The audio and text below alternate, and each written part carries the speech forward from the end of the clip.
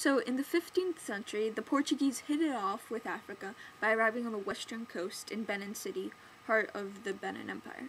By the 16th century, the Portuguese explorer Bartolomeu Dias had arrived on the southernmost point in the Cape of Good Hope, which the VOC, the Dutch East India Company, later used as a pit stop to refuel and reach stock on their way to India. That area later became the Cape Colony, and it's where modern-day Cape Town is located. So when did the exploitation of the African population begin? Without a doubt, it was hundreds of years before the colonialists arrived. As was the case in the Americas with the Mayans and the Aztecs and the Incans, exploitation between brother and brother, sister and sister did exist, especially on the western coast. A well-established slave trade had been there for hundreds of years before the colonialists came. However, before the almost better known Atlantic slave trade took place, the Arab slave trade took place, also known as the slavery of the East. And it took around 18 million Africans between the 7th and 20th century across the Sahara and across the Indian Ocean. So afterwards came as I mentioned earlier, the transatlantic slave trade, and that took between 7 to 12 million Africans to the New World, so to the Americas.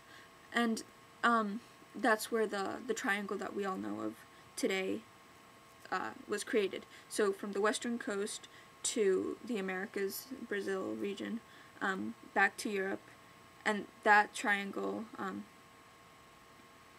was basically what fueled the colonial system.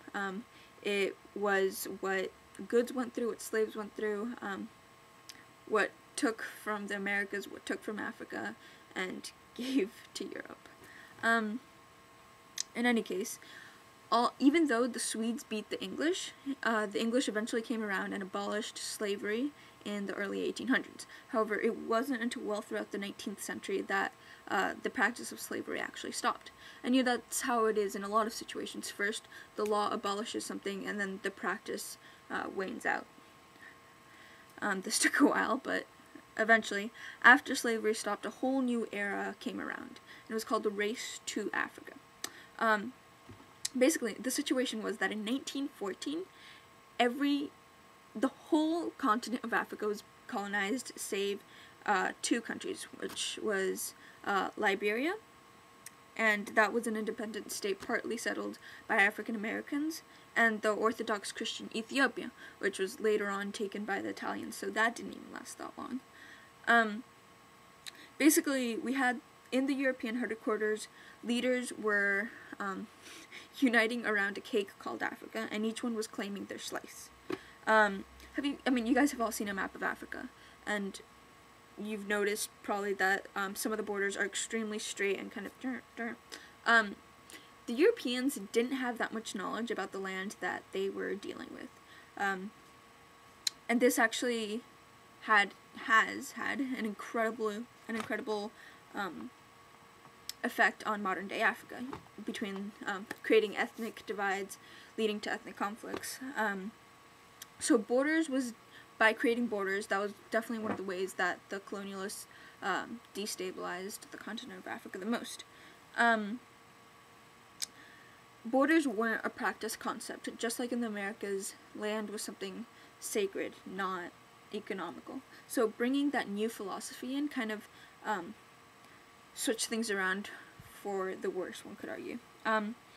So an example that I can give you guys right now is the Congo River. The Europeans thought that would be a geographic border, that they wouldn't be interfering with anyone. Wrong.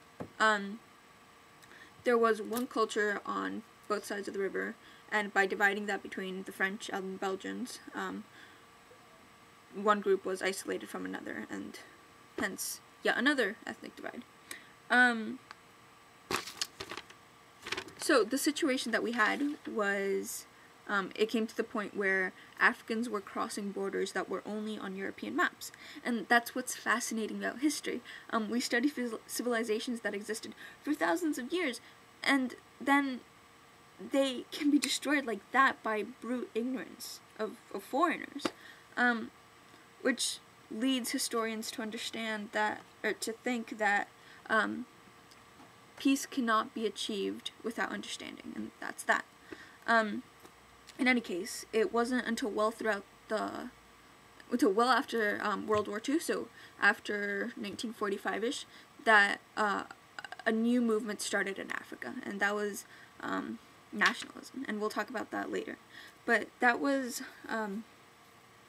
sort of really, really briefly the general history of European colonization in Africa. And now we're going to dive a little deeper into some singular histories, including that of Rwanda, Nigeria, and Zimbabwe. Alright?